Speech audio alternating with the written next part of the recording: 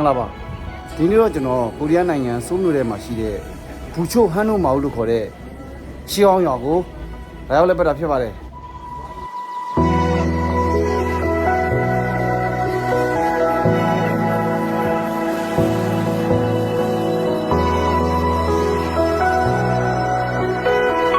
မင်္ဂလာပါခင်ဗျာ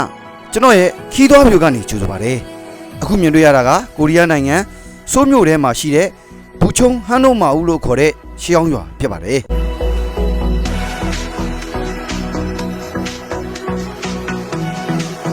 ဘူချုံဟန်နိုမာဦးလို့ခေါ်တဲ့ရှီအောင်ရွာဟာကိုရီးယားလူမျိုးတို့ရဲ့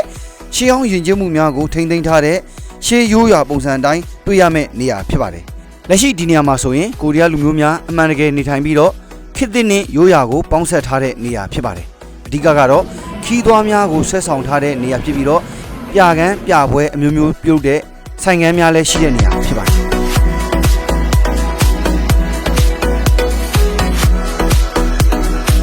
ဟုတ်ကဲ့ပါ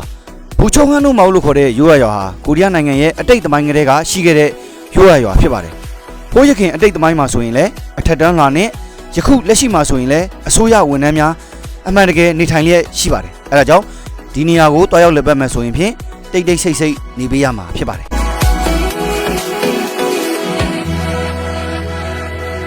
ဘူချုံဟန်နိုမာဦးလို့ခေါ်တဲ့ရိုးရာရွာဟာရိုးရာအိမ်ပေါင်း900ခန့်နဲ့ဖွဲ့စည်းထားပြီးဘူချုံဆိုတဲ့အဓိပ္ပာယ်ကတော့ကိုရီးယားနိုင်ငံရဲ့ကျုံးတို့ရက်ကွက်နဲ့ဟိုးရခင်ကလေးကယခုချိန်ထိရှိတဲ့ချောင်းငယ်ချောင်းလို့ခေါ်တဲ့စမ်းချောင်းရဲ့အထက်ဘက်မှာရှိတဲ့မြောက်ဘက်ကရွာလို့အဓိပ္ပာယ်ရပါတယ်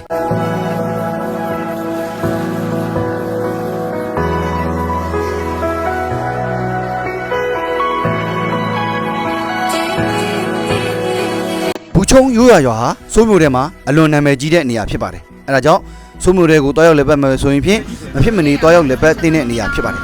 ကျွန်တော်ကိုယ်တိုင်ကတော့တွားရောက်လက်ပတ်ရင်ကိုရီးယားရိုးရာအစားအစာတွေစားရင်းနဲ့ဒီနေရာတွေနှုတ်ဆက်လိုက်ပါတယ်ဒီဗီဒီယိုရတော့ပါပဲအားလုံးကြည့်ကြပါ